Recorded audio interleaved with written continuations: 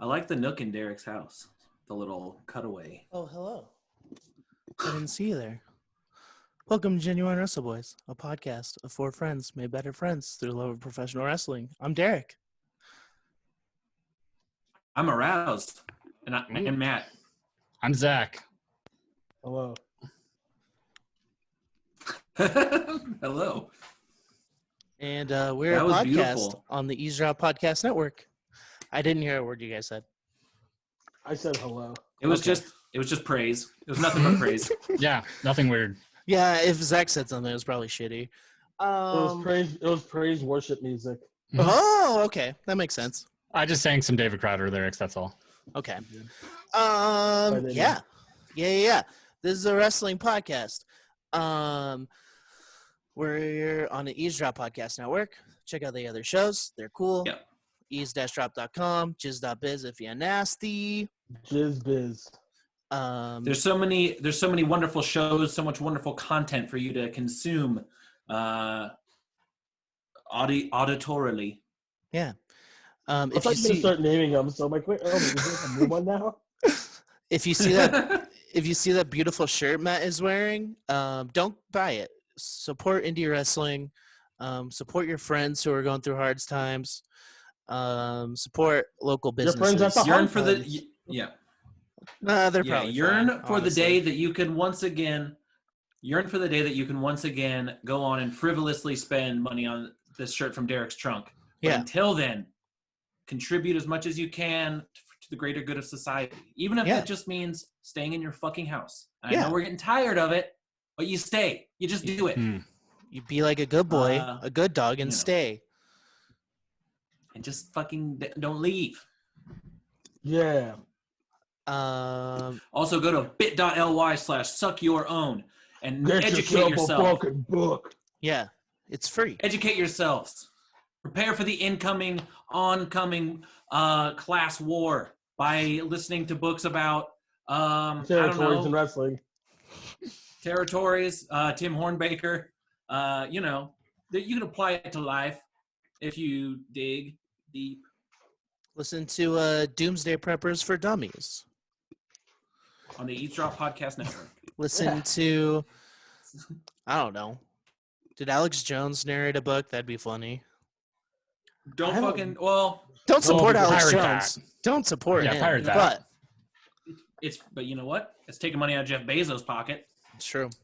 Who can go for real? Go fuck himself. Did you guys see that thing about Whole Foods? How they're heat mapping their employees? With their Trying to what? stop a union. They're not unionizing. I'm glad I left that place when I did. That's a fucked up place. I'll say that right here. I'll be brave. Fuck you, Jeff Bezos. Record. That's wrong. When you said heat mapping, I thought they were like putting stuff on their bodies to make them hot while they were working. Oh my god. To just make them miserable. That would be like, oh my god, you guys hear what's going on over there? They're chaining each other's legs together.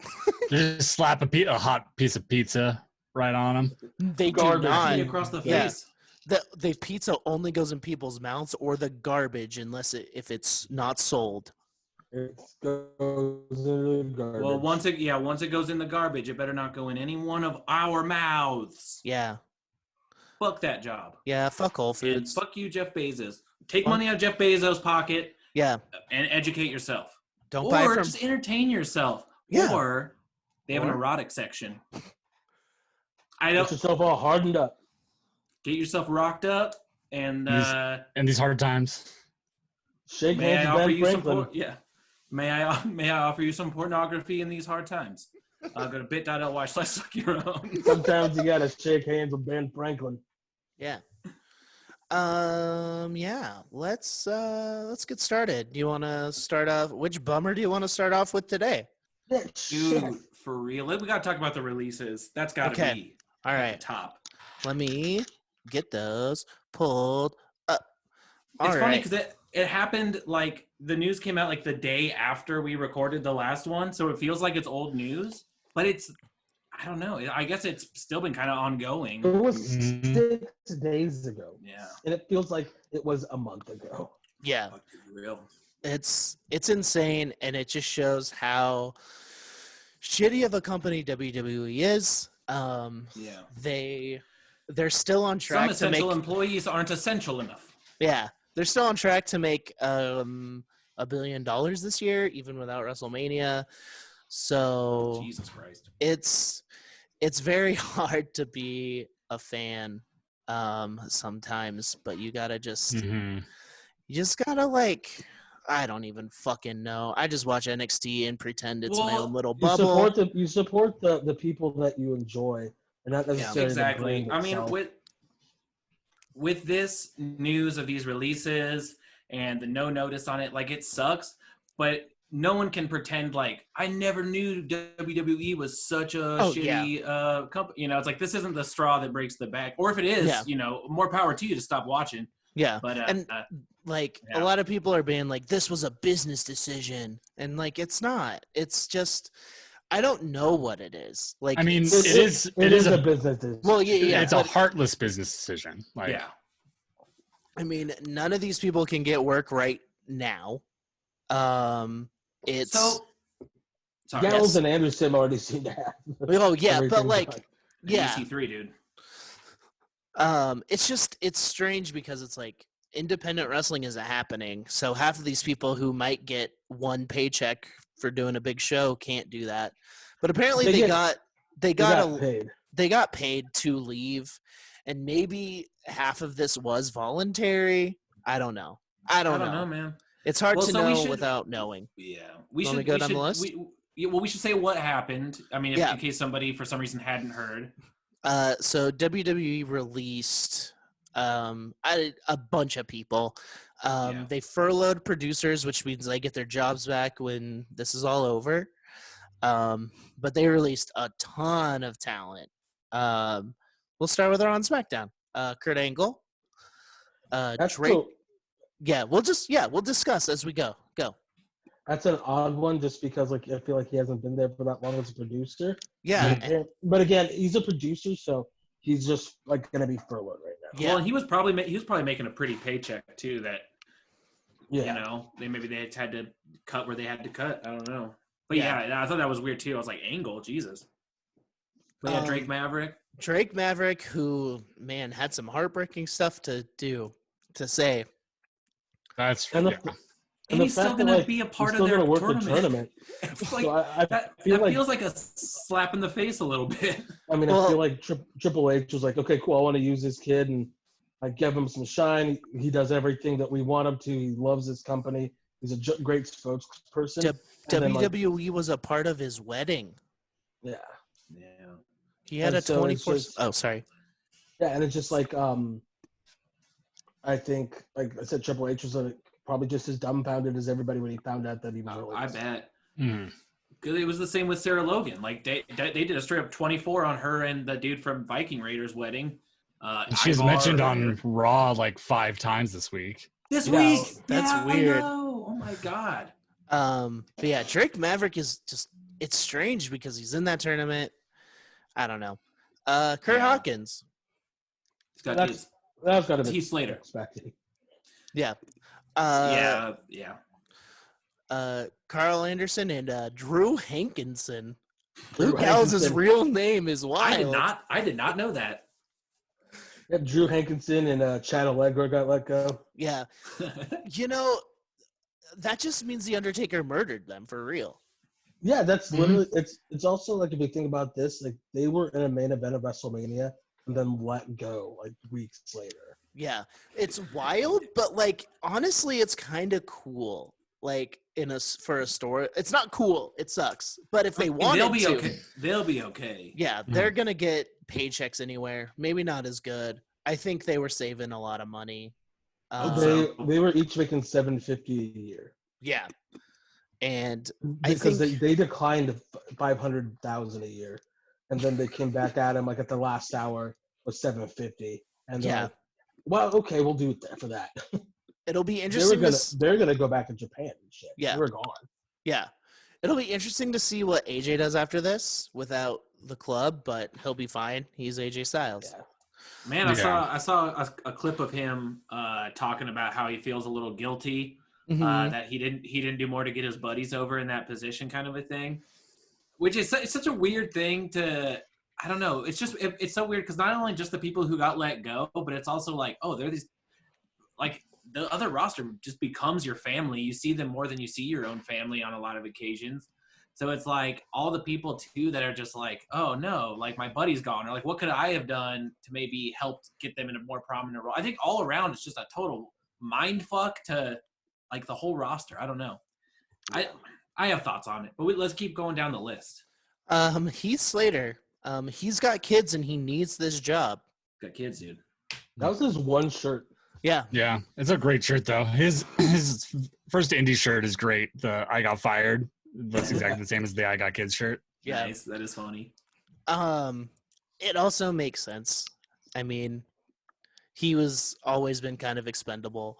He was just there to be there. Signed for like 16 years. Jesus. Like he was signed. I don't know. He was like in Deep South in developmental when Kenny Omega was there. Jesus. Wow. Like, just think about that. There's a match. It's online. Wow. Eric Young also wasn't being used. Yeah.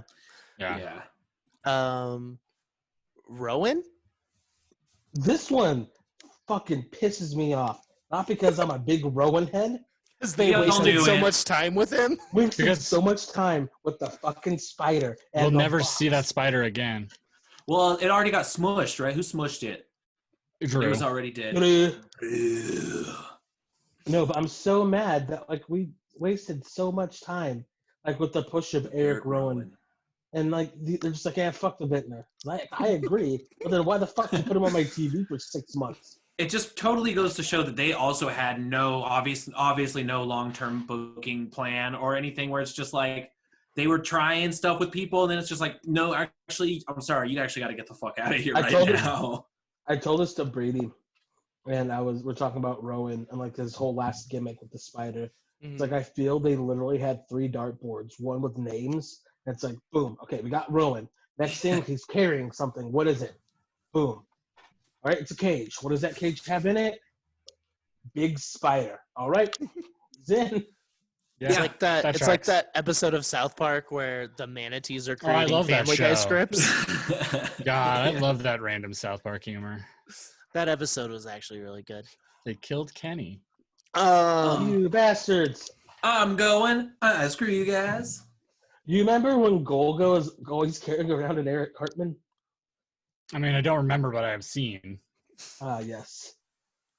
Sarah Logan. This one took me by surprise because she was just on Raw.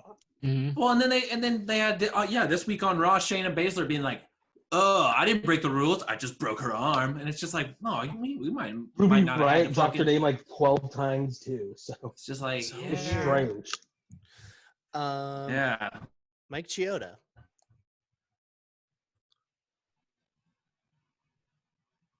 Chiodos. Mike Chiodos. Yeah, Mike Chiodos. The referee. Was Mike Chioda the one who is Nicholas Mike's kid? Mm-hmm. Mike Chioda's kid? John Cohn's kid. Never mind. John Cohn's fine. Nicholas is fine. Never mind. He was a rep since 1989 with the company. Dude, yeah, I was gonna say he's been there as long as like the Charles Robinson. I feel like Robinson was in WCW. Homeboy Mike Chioda had been there since '89. Yeah. Yeah, damn. I'm sad. Did him dirty like that. Yeah, sorry. Oh, you're fine. EC3. He'll be just fine. Dude, he'll be just fine. Yeah, I'm sure he's happy about this. Dude, that promo was so awesome. His new look is awesome. Him calling out MJF is awesome. I didn't know he could talk like a human being. I mean, he still didn't, but he was always so wacky when I saw him in like NXT and stuff. And this was just like, it's kind of scary. It's because he's doing a new character because he used to kind of be like that. He reminds me of a character. Wacky-ish way. He used to be a 311 truther. Well, he kind of looks like somebody he looks like someone who would be in a Fast and Furious movie now, Derek. Hell yeah. That's why I like him, and he's my best friend. Yeah. He did English. I thought he already was released, so that's my bad. He was a commentator on 205. Oh, okay. Yeah. But yeah, again, when it's like in the wave of just the whole surprise of it all, I was like, oh, Aiden English, like, sucks, but okay, yeah. Yeah. I get it. Leo Rush. Who This was one it? surprised me. Wasn't he also in the tournament? Uh-uh. Oh, okay. He's like a 24, 25-year-old piece of gold, but he was just the fucking cruiserweight champion. Yeah, that makes it obvious that it's a Vince call, not a Triple H call. You know, like yeah. So Also, I'm because that not. means he must have been making his main roster money because they ain't cutting an NXT contract like that unless it's like there's something else with it. Right. So I'm not one to be like, yo, all these people need to go to AEW. Leo Rush needs to go to AEW because He can go do so much because he's like 24, 25 years old. and he's got so much talent. Like AEW would, I feel like he would shine on AEW. There's certain wrestlers that I do Would feel end like up on also. AEW Dark. It sucks. True. That's true. That's any of the wrestlers that got cut that you might have seen on like higher profile indie stuff, like different like PWG things or what happened? Oh, nice. Oh my God. Oh, I love that. This is me now. like a Leo Rush or EC3, Drake Maverick even. I feel like they have, especially Drake Maverick, because I feel like that was a genuinely very emotional video. yeah. Where he's like, where he's like, I'm going to leave an impression. I'm going to give you all I got. And then you'll probably never see me again. And it's like, Rockstar, we're going to see you again, dude. Yeah, he can go back to any of those indies he was on. I also don't see him asking for a lot of money for some reason. I don't know why. The thing is like Spud wasn't like hitting the super indies. Oh, okay. He's an Impact guy. I feel like WWE raised his profile enough though that like, and plus his previous body of work, it's like, yeah, I think he could get a foot in the door somewhere. Possibly. We'll see. Hopefully. I mean, fuck. Wait, who knows? Who even knows? Leo Rush, it's like he was doing the super indies, so he'll be fine. Yeah. Primo and Epico, the Cologne brothers, right? Something we never thought it would happen. I honestly just figured they would die, signed, and never wrestle. They were working in Puerto Rico this whole time. Yeah. Good for them. They never. You can maybe spotlight that on the fucking YouTube page every once in a while. Yeah, they didn't want to get invited into the fucking shower with fucking the Invader. Stab me. To be fair, they'd probably be the ones doing the inviting. So that's fucking true. Their dad would cover it up just like he did the other one. Just like he did the other one. Oh my gosh. Yes. Mike and Maria Kanellis. good for them. Makes sense. Yeah. Yeah. I mean, not really the timing wise and stuff with them having babies and stuff, but like they'll be back somewhere. They'll go to Ring of Honor or New Japan or both. Yeah. I mean, they were both making $500K a fucking year. Jesus Christ, that's $1 million household. I mean, all the money in the world, though, it would still suck to have your last like thing be known as like a cuck angle. Yeah. No, Mike Kanellis had come back to NXT in 205. As not a cuck? He wasn't a cuck? What? I mean, Once a cuck, always a cuck, but hell yeah, Derek. He wasn't out like being outed as a cuck. Yeah. That wasn't his whole fucking identity, is guy who's being cucked. Yeah. Action figure enthusiast Zack Ryder. Woo This woo. one fucked me up. It's Yeah. He did it. No, he was like Eastside loves Zack Ryder. No, he was like their like best like if you like CM Punk made this like be a good little soldier. He was the best good little soldier. He like loved the company, never complained about his spot, was always like, dude, I'm just happy to be here. This is great. I love my job. And then like every few years they'd give him like just a little breadcrumb just to keep him happy. Literally one day as IC champion. Exactly. That pop for when he won, like at WrestleMania 32, is wild. I also heard a lot of like indie wrestlers being like, Zack Ryder's the reason we're successful. Like he showed everyone how to be an independent wrestler, like on the internet, which is really cool. I mean, that is really cool. Like Stokely Hathaway, RJ City, they probably all credit him. Bigger being the fucking elite. Oh yeah. Like wow, yeah. But that shit's probably over. So like, didn't even last that long. Yeah. Wait, is that what happened on the Matt versus Nick thing? Being the elite's over? It might be, but it's probably just a swerve. Oh, okay. Yeah. It'll come back like when they're have nothing to do, which will be in a week. Yeah. When they're bored this week. Way to go, Jose. Yeah. Oh my God, that cracked me up so hard. Nick Gage not knowing who wrestlers are or who Pokemon are is always a little glimmering, warm feeling I get in my heart. Something about how much that guy just disdains most things absolutely warms my heart. I can't describe it. It's just like I'm so bummed we never got him in the Bi-Curious Battle Royal at these big game brunch. Yeah. I'm sure when that happens it will happen. Like, and I love like how he like responds to Effie's like, I don't know who the fuck this is, but Effie's cool. It's just like, all right. He's like, Nick Gage is a treasure, and like I said this in our group chat. Nightmare. I said this in our group chat that he's like the reason I believe in kayfabe, because if it's real or if it's fake, I don't want to know. I love thinking that he's just oblivious to the world. That's it. I think that's what it is too, and I think he just doesn't. What I get out of Nick Gage is that he has found what he loves and what fucking gives him, engine. It gives him oil in his engine, and he just fucking goes with it. And God bless him. God bless him. Keep on going. That's what I say. But I hope he fights Way to Go, Jose. I really hope that's what he changes his name to on the Indies. Or it would be great. Or No Way Jose might not ever wrestle again, which makes the most sense. But oh my gosh, so the other thing that was attached to the thread that you sent about that was then Rico was also like, I want to fight I want to fight Nick Gage. And is that like Rico, as in like Rico Constantino? I don't think can fight anybody right now. Well, who was it on that? Whatever, I'll look it up later. Was it Disco? Disco Inferno. Mm-hmm. That's not a good plan. I got him mixed up. That is not a good Disco, plan. And I would love to see Nick Gage beat the shit out of Disco, because Disco's a fucking idiot. Just gyrating his hips and getting his fucking neck stabbed with a light tube. Saying some problematic shit. Does not surprise me. And this one's a big one.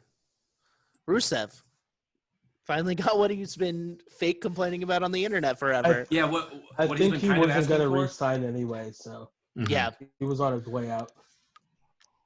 But it was still really surprising because it also seems he's one that I'm not sure where he's going to land because like he's a great fun character, but he's not.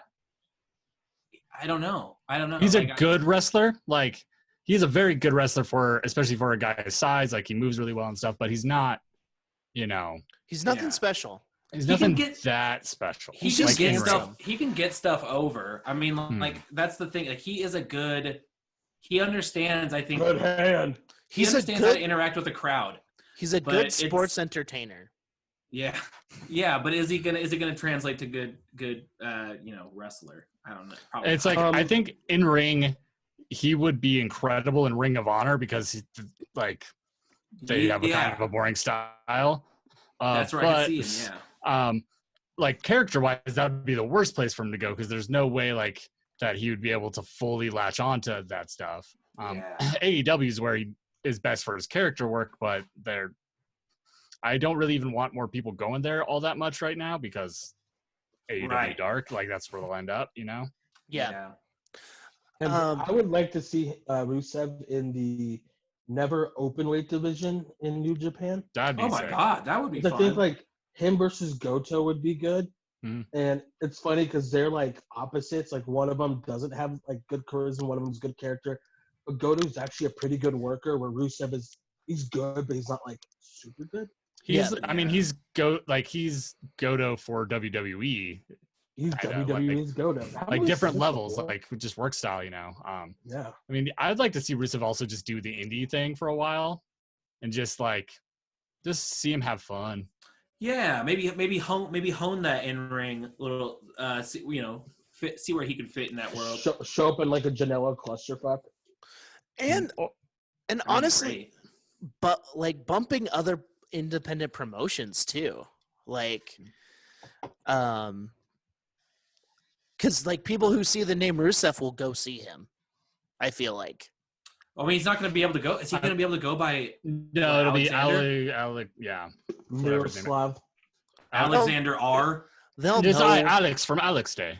They'll know when they see his name slathered. He can say on a poster. he can say FKA Rusev. Yeah. FKA Rusev.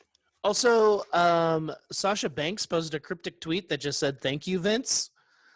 That's part of her Twitter character lately. Yes. She thanks Vince for all the money she has and shit, and how successful she is. Dude, I'm not on Twitter. I don't know, but like, I feel like Twitter kayfabe is something that is a way to shoot your own foot. But it can be if you don't do it right. Yeah. Yeah. Or if you do it too right. True. Yeah.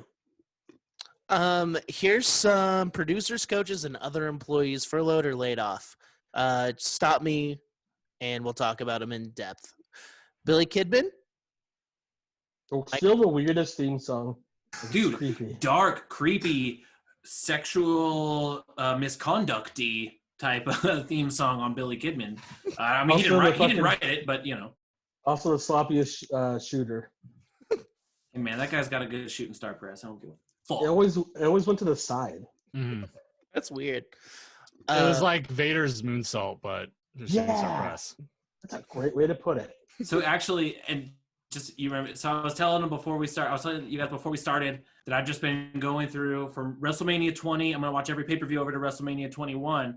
But at WrestleMania 20, there's the Cruiserweight Open match, whatever sudden death match or whatever they had, and then fucking Kidman goes up to do this shooting star press off the top rope outside and just crangs his neck on Ultimo Dragon. Oh yeah, when Ultimo Dragon was in WWE, I always forget. Yeah, that was 6 months. But oh my god, I was like, whoa, Kidman's dead. He died. Well, I know how it worked out. That's a change of pace when usually it was the other person you thought was dead on a shooting star presses. Yeah. He's literally the reason they didn't let them do that move until Evan Bourne. Like there was 8 years where they didn't let people do the shooting star press in WWE. I mean, it looks like it would fucking hurt. They had Evan Bourne do it 20 times in a row. Hmm. His is the most pretty one, by the way. Matt Sydal, Evan Bourne. Great. It's a pretty press. Mike Rotunda. IRS. Yeah, man. Bray They let Wyatt's IRS father. go on tax day. Oh. That's actually really, the irony of that's kind of funny. I knew I recognized the last name, and I was like, wait, okay, wow. That's Brainbow's daddy. Mm-hmm. Dave Finley. That one sucks. Yeah. Wait, did they fire the wrong Rotunda? Did they mean to fire Bo? Probably. What the fuck? Why is Bo No. Dallas still there? And Curtis Axel. And Curtis. Yeah. I don't know. Curtis. What? Yeah, I would guess Curtis is just I think Curtis is gonna have a job for life because of his dad and wanting to keep that legacy and stuff. But He probably it's still has weird. a picture of Vince in the '90s doing coke with his dad. Yeah, I think it's a black. I bet it's a blackmail situation. Pat Buck. That sucks because he had he was always on the independent zone to school with Brian Myers, Kurt Hawkins, ran his own independent, and he just finally got a big break, and was a producer and gets signed, and then this happens. One of his last independent shows was the one with Janela and Cass. Oh God. So he Large, gets to go large C. big Cass XL. God. But yeah, that sucks for Pat Buck, but he'll be fine. He knows independent wrestling. Yeah. Sean Devari. So I know Arya Davari, right? I mean, are they Yeah. Brothers. Brothers. Sean's his brother. And he was Muhammad Hassan's manager from back in the day, if you remember that whole business. That whole thing. Yeah. Scott Armstrong. I don't know who that is. He was God bless him. He's the Road Dogg's brother. Okay. And He's he was also a wrestler. like his brother or like a brother? No, brother. Actual like relation. Like they came out of this. They came also out of a referee for a long time too. Wow. The Armstrongs are like a huge wrestling family that only one person kind of has actually made like wide stream success in. That's the Road Dogg. The Road Dogg. Sarah Stock. So that is the former Sarita in TNA. She was a producer, helped a lot with the girls at the Performance Center, and then was moved to as a producer. Okay. Shane Helms. Hurricane, baby. This one sucks. There's a hurricane going out. I feel he's gonna end up back there. Like I feel he's one of the people that they're gonna bring back. Furloughed. Yeah. Lance Storm.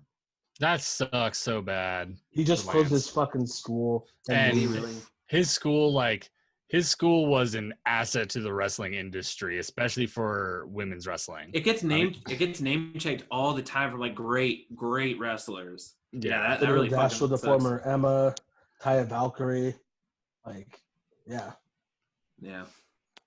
Ace Steel. The trainer of I was gonna say trained CM Punk, right? Yep, and Colt Cabana. He has a cool real name. It's Chris Guy. Chris Guy. Oh, that's so good. My name is Dude Man. Hey, look at this Chris Guy over here. He also is very famous for two things. In WWE, number one, he was Donald Trump in Donald Trump versus Rosie O'Donnell. And then number two is he's the reason they have a lot more expensive medical testing before you can actually sign. He had a blown out knee, was signed to a developmental deal. Day one, blows out his knee even more, gets surgery on their dime because his knee was already fucked. Oh, damn, dude. He's the reason. Cashed it out, though. That's pretty sweet. Good for him. Go back. Oh, sorry. I was going to say Lance Storm real quick because I was looking up his alumni just because, it's wild. And so I'm going to say a few of these, but then I have to show you guys what Lance Storm's Wrestling Academy's website looks like because it's the most Lance Storm website I've ever seen. Does it just say, hello, this is a wrestling school? Click here. You'll see. There's Tyler Breeze, Emma, Tennille Dashwood, Peyton Royce, Oni Lorcan, Taya Valkyrie, Chelsea Green, let's see, Rachel Ellering. He's really big in, and this is just trying to. His website's atrocious. You'll see. So this is just going off of his stuff on his front page. I know there are others. Dominic worked there for a bit. Yeah, he got sent up there. So here's his website. Oh my God. That's like an Angel Fire site. Yeah, it's very good. Putting the sport back in sports entertainment. And just it's just a picture galleries with Tyler. Breeze looking gorgeous. Breeze telling Dolph Ziggler what's what. Breeze using a familiar hold. That's fun. Yeah. Wow. But you know what? To be honest, those are the websites I trust. Not to they'll bring your computer down, but I mean I trust someone who cares more about the school that they're opening than the website that brings in the clientele. Well, if he can be serious for a moment. Yeah, that's his whole thing, right? Oh my God, it's not even HTTPS. It's just HTTP. This is wonderful. Fuck Storm. He'll be back. Serena He's an asset to them. That's interesting. She was a coach, right? Adam Cole's not the one. Yes. Adam Cole didn't get her kicked out of the Straight Edge Society. Oh, okay. That's who it is. Okay. Mm-hmm. Yeah, she's in the Mae Young. And had a really cool story and then got hired as a coach. Yeah, I have a feeling she'll be back. Kendo Cashin? Kendo Caution? Cashin? Yeah. Kendo Cashin. Is he a Yeah, producer? that sucks. Yes, he was just brought in as well. He actually moved from Japan. They can't go back right now. Oh shit. Oh, damn. Yeah, that really sucks. He's another guy that I feel might be brought back as well, especially if once they want to try to get like NXT Japan Mm-hmm. going. Once again, everything opens up, yeah. Even though it's kind of dead right now, but Andrea Lissenberger, who was a SmackDown writer. And was writing the Otis and Mandy storyline. The one person they should have kept. Good God. And then Jerry Soto, who's a Spanish announcer. he's been signed for apparently like 10 years. And I have no idea who he was. Well, I recognize the name, but okay. And now NXT. I'm just gonna run through these because I don't know who half of them are. Dorian Mock, who is Dan Matha. I know I've heard that name. and also he just got into a serious car crash and has a giant hole in his head. Ugh. Oh, fuck. So Zach and I have talked about Dan Matha quite a bit because we always remember they had these fucking vignettes for like weeks of this giant dude. You could just see his back knee everywhere because he was definitely on the gas. He's juicing, baby. And he comes out for his match, and then Samoa Joe chokes him out, and he's off TV. Look at this shit. Man, he does have a big hole in his head. Yeah. Ay, ay, ay. Samoa Joe did it. It's a hollow head, if you will, huh? You say. Shout out Devin. Shout out Rejection Pact. Join the pact. Deanna Purrazzo. She's super stoked about it, so that's Yeah, cool. apparently she was kind of like wanting it for like the last year, Oh, really? which kind of makes sense because I feel like they started pushing Chelsea Green, like they're really good friends, and came in at the same time, and then Deanna's just kind of done nothing except for She's the maestro, though. Yeah, I know. The virtuoso, that's what it was. Yeah, for sure. Maestro's from WCW. The maestro of the arm hold. All right, these next few I'm going to read quickly, so interrupt me if they mean anything. MJ Jenkins, Josiah Williams. She's rad. Is MJ? Sorry, I know you're going to read them quick. Is that the one? And she's obviously so much more than that. But like, she's with Cedric. That's Big Swole. That's Big Swole. MJ Jenkins was also in Mae Young though. Had really has really tall hair. She had just had like somebody that had passed away from COVID-19, like right before this. Shit. Josiah Williams. Wrestle and Flow. Yep. Oh. Alexander Jaksic? Yo, this dude is the hottest dude alive. I was gonna say, like, I'm surprised throw a pick down the looking pipe. at like how he looks. I'm surprised they let him go. Yeah. This guy looks like a wet dream from Vince. Yeah, I'll find him. He's All right. Okay. His Instagram name now is Lonely God because his character is a weird god thing. Alyssa Miles. I'm not sure who that is. John Quasto. I'm not sure. Nick. You can breeze through. Nick Orgarelli. Tainara Conti. She's been asking for her. Yeah, release. that seemed like it was a long time coming. Caesar Bononi. This one's weird because this dude was jacked and had a song with words. Yeah. That's a thing. Mars Wang. Yep. I'm very proud of us all for not laughing at that name. Yeah. Tino lost his job. Tino Sabatelli. Oh Jesus Sabatelli? Christ! Oh my gosh, This dude. That guy looks like a model. Look at this dude. How did Vince let this go? Oh, I'm surprised that Vince. Vince let him go. That's a human version of a steak wrap, baby. Yeah, also, look at his little boy shorts in this picture. He looks like and he's German, so he just looks like a little German boy. Oh yeah, it looks like he just got off of the boat. He was sailing. Wow. Jesus. Wow, what a handsome boy. Yeah. But yeah, Tino Sabatelli's gone. Sabatino Pescatelli I'm surprised they let him go. Yeah, a lot of beef. Too much What's beef. he gonna do with that Maserati? Too much beef in that wallet, dude. They're probably like, oh, we've got a different NFL player signed now today. Oops, probably not. Because Gronk is re-signing in the NFL. Our current 24/7 champion is going back to the NFL. Why not? They probably love it. Yeah, why not? Muhammad. Wait, I guess he would touch on Tom. Sorry. Marco Gomes, Muhammad Fahim, Marco Gomes, Faisal Kurdi, Hussein Aldegal, Edgar Lopez, and Rocky. They signed Sylvester Stallone in NXT? He was I forgot his actual name, but he was a Chinese actor. Oh, okay, sick. He just goes by the name Rocky? His name on here is Yi Feng. Yep.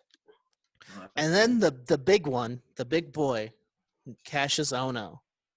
Oh, no. That one sucks. Dude, I was like, yeah, it is a bummer, except Chris Hero's back. Yeah. Which is cool. Someone can appreciate him. I said that back in like 2014. Like, oh yeah, Chris Hero's back.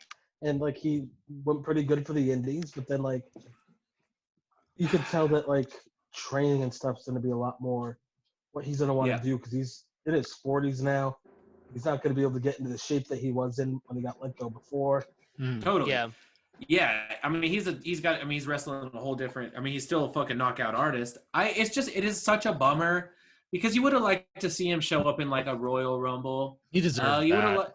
Yeah, you know, just some sort of something because like, oh my god, that he's such a fucking phenomenal athlete that is, or like just a figure in wrestling.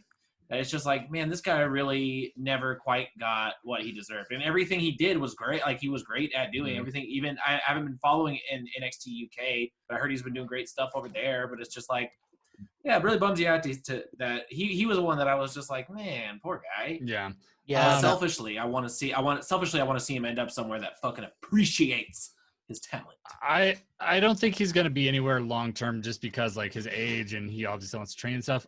What I want from him is just like check off the bucket list stuff, you know, like anything he has left to do. Like I'd love to see him in a G1, not even do a full run in New Japan, because I trust that he would be able to do it if he then, you know, took a couple months off afterwards. Yeah. Honestly, that would be great. I would love to see. Oh my god, Cash Sono versus Minoru Suzuki.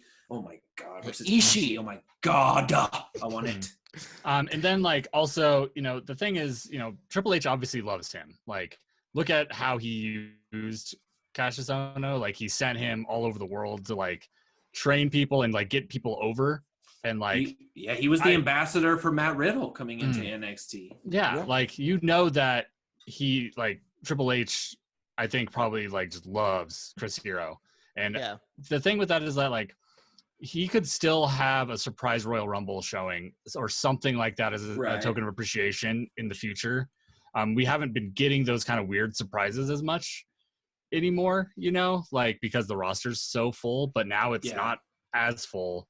And that's the kind of thing that Triple H could pull the strings and say like, hey, let's get, you know, Chris Hero in, give him his Royal Rumble moment. Yeah.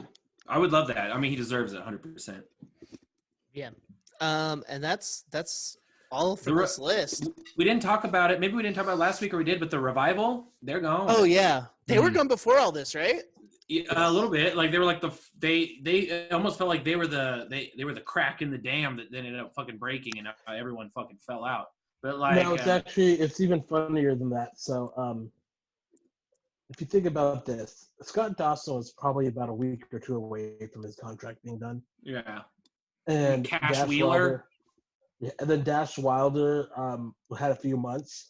So they just like also weren't getting paid because they had already hit their downside and they wanted it all up front because apparently you can either get it like a lot more of it up front or you get paid like in like paychecks. Doled out. Oh, weird. Yeah, it's weird shit. But they apparently weren't making any money right now because they had gotten it up front. And so it's just funny. It's like they're like, and fuck it. Now nothing's going on. You can leave. Yeah. And I mean that's gonna lead to some really crazy shit. The Bucks versus the fucking Revival FTR dream match has been bespoken of for over a year now, and when I'm ready for it. Yeah, we already have a new name. What is it called? It's just Revolt. FTR. The Revolt. All right, Yep. I'll take it. okay. I'll take it. They took that from a already existing tag team called the Revolt of guys they've known for about 15 years. It is fucking doggy They'll dog probably world do out there. right. Fucking, you think Gene Simmons came up with the band name Kiss? No, but he did it right. He knew that someday he was gonna put that name on a coffin. He knew that he was going to take any physical item that exists in this universe and throw a fucking Kiss logo on it. And he did that. And he did it for us. He did. And for him. He knew he was a really shitty bass player, so he had to be a kind of okay marketer. He had to have a cool tongue. You got a big tongue and you know how to market. It'll get you a long way in this world. Yeah. That's what I always say. That's a gnarly thing to say. I'm sorry. Yeah. I'm sorry. I didn't mean it like that, but then it came out and it sounded the way it did. And more bummer news. Mean Gene Okerlund has passed away. It was Howard Finkel. Howard Finkel. Mean Gene's been gone. Yeah, Mean Gene. Still, but yeah, the Fink. I think I associated weird voice with weird voice. No, you're right to do so. And all the mustachioed men. Yeah, no, I get it. Yeah. But I apologize, Mr. Fink. To the Finkel family. Yeah, that one sucks because it was as a kid, it's that's the voice you heard. Yeah, exactly. Yeah. And I remember his last time that he really got to come out and announce, and it was CM Punk versus Alberto Del Rio. Everybody was chanting for the Fink, and he was standing there crying, taking it in. It's fuck, people did like me. It was just a really cool, special moment that I'm glad he got to experience. Yeah. I love the Fink, and everybody says that he was the best at what he did, but even an even better fucking person. Literally the first employee of WWE. Yeah, that's insane. And he was still on the books as an employee, even though his health had deteriorated to nothing. How old was he? 69. Oh, fuck yeah, Fink. Nice. I mean, it's too young. It's too young. It but is way too young. If it's too young, but if I gotta go before too young, I hope it's 69. He also had in his room at the assisted living place he was staying at, a note that said on Mondays turn to whatever channel at 8 p.m. wrestling is on. It's even to its day. I would like to imagine that there was a little note under that, and then it said around 8:15, change the channel. I just want to see the intro. He was loyal through and through, and always a fan. That's awesome. That rocks. That's best story is still when he called Gallows to tell him he was on the road for some house shows, and he was fighting Kane.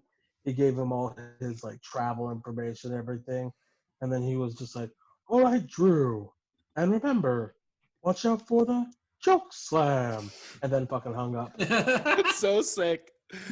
That's so sick. Love you, Fink. Yeah, RIP for real. Sent in the group text, but excuse me. They're Stephanie McMahon actually posted a really sweet story about Fink when she was a kid. That every time she'd enter the room, he would take a back bump, which is just a sweet little story. Yeah, I mean that's awesome. Yeah. That sucks. That honestly is way too young to go, and I don't know. Love and strength to his family, but yeah. Yeah. Okay, let's get into wrestling for this week. Yeah. Let's just hit the big points. AEW. Yeah. John Moxley defeated Jake Hagar, ending the Hagar undefeated streak and officially beating every member of the Inner Circle. Ooh. And also, that match was real long. It was a long boy. I liked it though. I'm fine with it. I think honestly, you got to fill TV time. I mean, that's the one thing I've kind of been enjoying most about all of this is like a lot of matches are just getting time to breathe out of necessity, but it's allowing. This one needed to not breathe as much. Yeah, I liked it, but I could definitely see that. It was twice as long as it needed to be. To be honest, it was half an hour long, and 15 minutes would have been even pushing it. Mm-hmm. It was a long boy, but what are you gonna do? What are you gonna do? You can play some reruns from fucking Double or Nothing or something, but they only have so much they can show, and they don't even own like All In. Like Ring of Honor owns All In. So. Jesus. Well, yeah. At least they got something out of it. Colt Cabana wrestled against Lance Archer in the tournament. Mm-hmm. Yeah, I mean, it makes sense that he lost. It's a bummer, but but it'd be so sad if Lance Archer just came in with Jake the Snake Roberts' approval as a fucking mouthpiece and then just fucking loses to Colt Cabana. That'd be dope. I mean, I would be cheering it. I'd be What's a Colt Cabana? That's an Undertaker quote.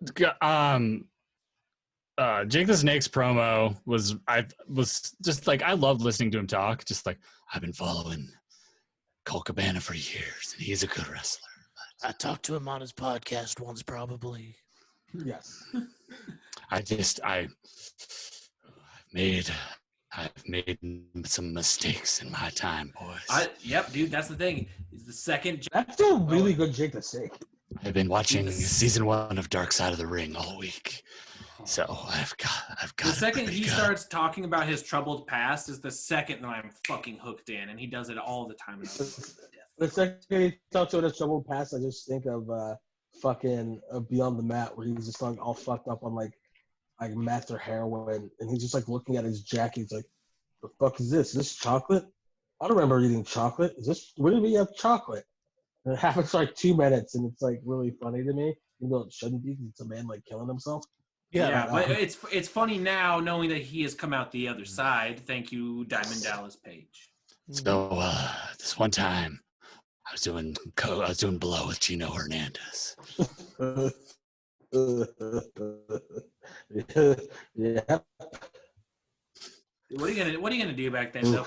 I swear though, I fucking, as much as I love Jake the Snake Roberts, and I fucking do.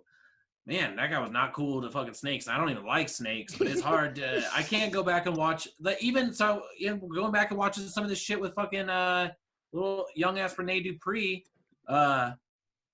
He's bringing that dog Fifi out, and I'm like, bro, don't be bringing Fifi out here.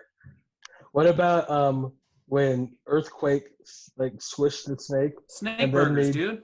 And then fucking had Quake burgers, and it's the best, dude. It's just gotta say though, when you're hungover as shit, Quake burger hits the tummy right. Jake, we all know that you were never sober long enough to be hungover. I've been for about 7 years now, Matt. So thank you. It took me. Do you remember when 20 years to get right? You remember when fucking Jerry Lawler's sheep poured whiskey down his throat?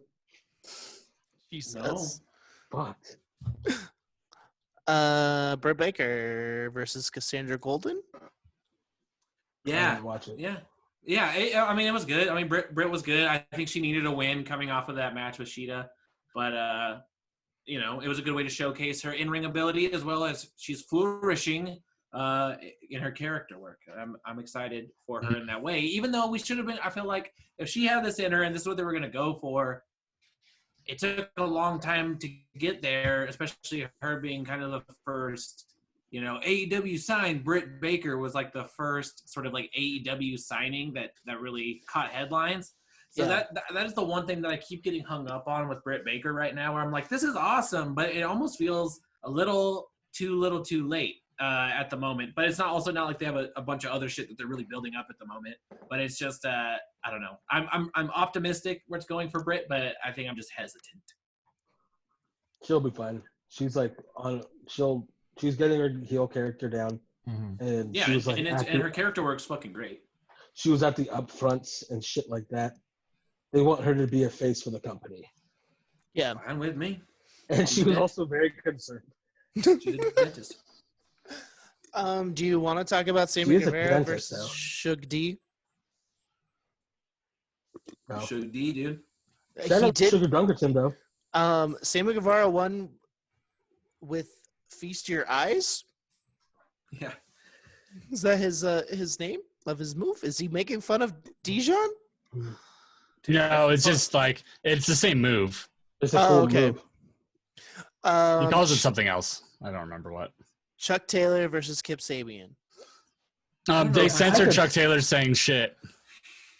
Did they? That's disrespectful. Yes. Come on. Also, like, it's perfect. Kip Sabian just doesn't do anything for me. I don't like him either. He's good, but like, it's like good enough, but like not great. Like his character just kind of sucks. Like everything, it's like, this guy's here. And I'll go out on a limb and I'll say I think he's bringing Penelope Ford down. I think she's awesome. I remember at least watching her from All In. I was like, dang, she's actually like super awesome. But I haven't seen anything from her since. She's got some really good moves. Yeah, like she has some cool moves. That's all you need. That's all you need. You don't need to know how to tell a story in the ring.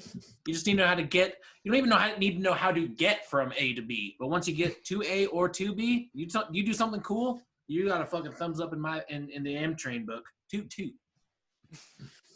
Is Chuck gonna be a jobber forever? I mean, that's kind of like him and Trent are like a decent tag team. Yeah. As far as like they win some, but like I mean, he's gonna end up losing. Kip Sabian's in the tournament and Chuck wasn't. Okay, that makes sense. The Bucks for like 6 years were saying that Chuck Taylor's like deserved a job like in Ring of Honor and stuff. They love him, so him and Trent are fine. Okay, cool. Justin Law versus Sean Spears. Who? Didn't give a fuck. Yeah, Sean Spears has always done nothing for me. Ty Dillinger, nothing. Sean Spears, nothing. I own a Ty Dillinger T-shirt. You know, I mean, you want it. I always want to cheer for him, but never quite get there. And then we already talked about Mox and Hager, so shout out Mox. Hager from Final Fight. Let's get into couple pals listening to the Jerky Boys. But when it comes to wrestling, the better man, Moxley. But I bet a carton of Marlboros that I could beat him, and I did. Hey Jake, sorry we had to go beat the shit out of each other out there. How about we pop in that old Jerky Boys cassette in my Trans Am and we'll drive around the block a couple times. So I just pulled up it's just highlights from NXT. It just says what the matches were and what some of the promos were. It doesn't have any editorializing. I just remembered how much I love this episode of NXT. Okay, Finn Balor versus Fabian Eichner. Sick. Isn't it wild how fucking much muscle Fabian Eichner put on in the last couple Since the last time we saw him? I didn't see this match. He was in the Cruiserweight Classic, under 205-pound shoot. Jesus. Oh, yeah. There's no way he's that anymore. Charlotte Flair came out. Is she the greatest champion of all time? That's all this says. That's nice. Is she? She said that she was going to be giving out quote-unquote lottery tickets and that Mia Yim is going to fight her first. Yeah, she was really high on Mia Yim, which is cool. I think it's going to be really cool, honestly, having Charlotte boost the fucking signal of a bunch of these other wrestlers down there. Not down there. I mean, NXT is, down to that terrible place. Down the old piece of shit fucking learning factory. No, but joke. Like, I think it's going to be awesome to have Charlotte out there really highlighting, though, a lot of the talent that is in NXT. And Mia Yim is a great person to go at it first. Yeah. Mm-hmm. We had Isaiah Swerve Scott versus Tozawa for the NXT Cruiserweight title tournament. Great fucking match. Yeah. When Tozawa gets to go out there and really wrestle, he did also on Raw this last week, which was really cool. He's really good, and also he fucking won. Dude, I think Tozawa is fucking taking advantage of this whole stay home if you want, show up to work if you want. Tozawa was like, oh, baby, I'm showing up to work. And they're like, here you go. Here's some fucking sick matches for you. He's been wrestling like at least once a week, like on TV. He really has. I think it's like one of those things, where they were saying like, you're not going to lose your push if you stay home, whatever. Of course you will. Of course you will. Well, it's not necessarily that you'll lose your push. It's that others are going to gain a push. Well, that's the thing, is because you're going to lose momentum if you're not there. Which I think is a fundamental flaw of what they're doing. I disagree 100% that they should. I don't think they should be doing what they're doing. But if you are going to show up, and you get some TV time, like that, what a golden opportunity to showcase what you got. And with Tozawa, it's like I'm glad that he is somebody who is getting a bit of a shine while showing up to work, because it's like, yeah, fuck yeah, I love watching him wrestle. The power of Tozawa, as Titus Soto used to say. I like when he screams. El Hijo de Fantasma debuts next week. He had a nice little vignette. I love it, and I also like it's weird because he was unmasked like recently in Mexico. Someone can speak perfect English, so. Huh. Matt, he's been in your house sometimes. Any relation to the Phantom Menace? You know what? Because of sorry, one sec. I'm not allowed to talk about that. Okay, cool. Tegan Knox versus Raquel Gonzalez. Tegan Knox with the fucking biggest pop punk song ever as her fucking theme music. Like, it's like more pop punk than Mark Andrews is somehow. Dude, you can't get more pop punk than Junior, bro. Dude, they're fucking carrying the torch. Dude, defend pop punk. No. Zach's over there getting his assault rifle so Zach can defend pop punk. Dead. I'm dead. Dexter. Go ahead. Dexter fucking Loomis. Dexter Loomis versus the Hootie Miles. Dexter Loomis is very good at looking like he does. Jesus Christ. Dexter Loomis' theme is fucking Stranger Things. It's 100% Stranger Things. He's got the most Stranger Things ass fucking theme ever, and I love it. Oh, no, it's a straight rip. Maybe 2 notes off. Maybe. Oh yeah, they took that out, that garage band loop, and just swapped out a couple of notes. Yeah. But I'm Dexter Honestly Loomis. though, fucking effective. I think I'm oh my god, that's a good Dexter Loomis. Oh, also he has a mustache, so it makes sense. Yeah, he's terrifying. And I think I like Hootie Miles, I think. If I'm remembering correctly. I think you're right. I like him too. Yeah. We're getting Finn Balor versus Velveteen. I'll take it, dude. Cool. I'll take it. I want my Finn versus Walter though. It'll happen eventually. I know. So I have I don't know if this is just me, or maybe it's like you guys can see if you guys are feeling the same way. Something's off on Velveteen. Mm-hmm. Are you like saying it's not the same? Like he doesn't feel the same? Something's not hitting right anymore. Do you think? Yeah. Do you think he's reaching a little too far for where he's at? Like with the Adam Cole stuff? I think he was gone too long, and they haven't had a way to bring him back naturally. And in ring, he hasn't caught back up. Yeah. Yeah. Like that. I also still think his peak was that Alistair match. That was peak character for Velveteen. That Say My Name, yeah, man. Yeah. Like that.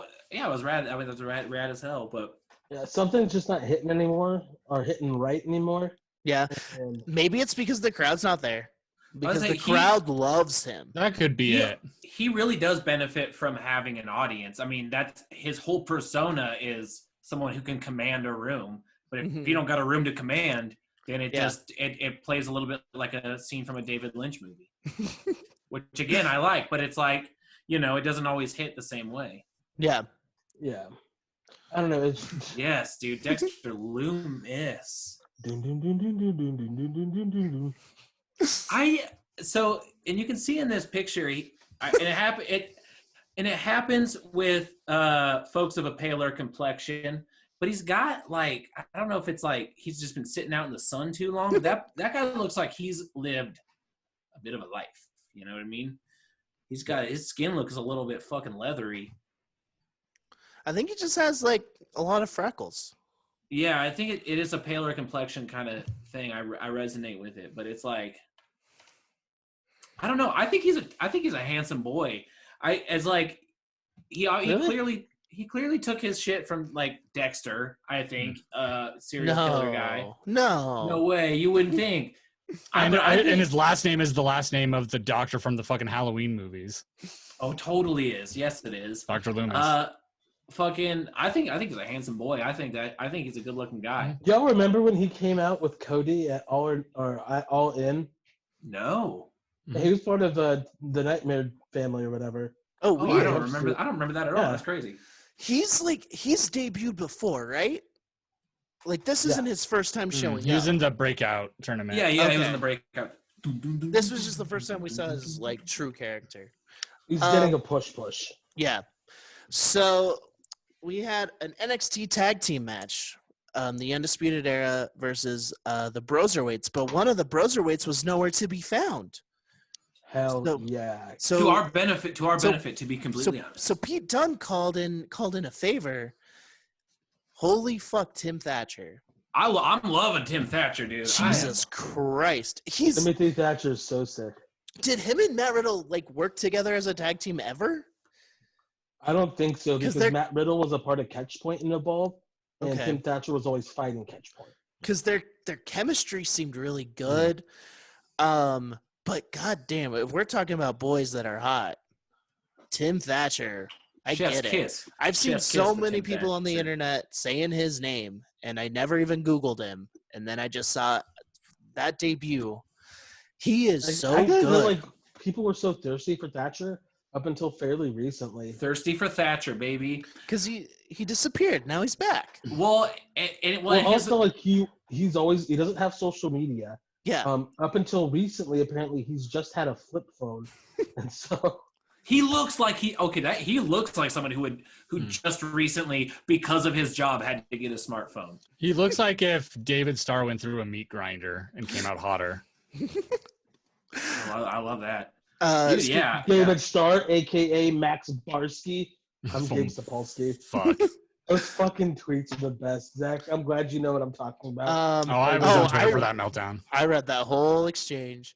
Also, shout out David Starr trying to unionize wrestlers. Hot take: I think he's the one who called the thing in Florida. You think he's the whistleblower? Yeah. I don't think so at all. But there's too many actual details for it to just be anonymous. It would be irresponsible for us to speculate, but yeah, he's David Starr, aka Max Barsky. He's doing a lot of good work. Listen to his episode of Turned Out a Punk if you get the chance. And then don't listen to too many interviews with him because then you'll start hating him and he's worth liking. It's not anything specific. It's just he's intense. He's an intense dude. Yeah, Sami Zayn level intense. He and David Starr, Sami Zayn are similar in a lot of ways. Okay. Sami Zayn on Turned Out a Punk is also great. He had already kind of a reputation in wrestling. And that's why he's not hired by anybody, even if you take out the union stuff. Mm-hmm. Oh, really? Huh. He had tryouts everywhere. He's like kind of a dick, am I guessing? Or just a very hard to work with, quote unquote. There it is. Mm-hmm. Okay. When he was going to have, was against Jay Lethal, the match in Israel? So, and for Ring of Honor title? Mm-hmm. They're going to have him versus Jay Lethal in Ring of Honor in Israel for the Ring of Honor title. Mm-hmm. And after it was all official and stuff, he's just went into business for himself to call out Zionism and stuff. And then and then started calling out Sinclair Broadcasting Group and stuff like that, just in like social media promos, like before the match had happened. Spicy. So like I respect him sticking to his guns so much, but like that's why he's not hired by anyone. Gotcha. Yeah. He had like a WWE tryout too, like in 2014, 15, somewhere around there. Didn't get hired, brought people the wrong way there. Yeah. He's done it everywhere. I'm guessing he knows that. Like, I don't know. I mean, he doesn't. He doesn't. I hope this union stuff. I feel like at a certain point, I'm sure he's had enough people tell him like, hey, if you were less of a fucking stubborn dick about your opinions, you might get more jobs. But I have to imagine he's like, cool, fuck you. I think he's like, well, I'm going to show them wrong by being more of a dick then. Yeah, and like, hey, yeah, more power to you. Yeah. Mm-hmm. Anyway, back to Tim Thatcher. He looks like he just picks fights for fun. He looks. But he also looks like if your like car broke down on the side of the highway, he'd like pull over and help you out. Yeah, he wouldn't say a word to you. He might give you a firm handshake. Like, yeah, or he'd give you the whole like, so what's the problem there? And then like, if it was me, I'd be like, I have no fucking clue. And then he'd be like, all right, give me the flashlight or whatever. And then like, and then he'd be on his way, quick as a hiccup, he'd be gone. Yeah. But yeah, he like yesterday I was just talking about Tom Hardy and Death Wish, or in Bronson, and he reminds me of just like fucking Charles Bronson. Just like, you think he's got that doing Charles when fucking Tom Hardy strips naked and greases up his naked ass body and then fights all those guards? Yep. I bet. Yep. I would like to see Tim Thatcher. I would like to see Tim Thatcher do that. He also looks like a villain in a Fast and Furious movie, like one of the henchmen, the main henchman.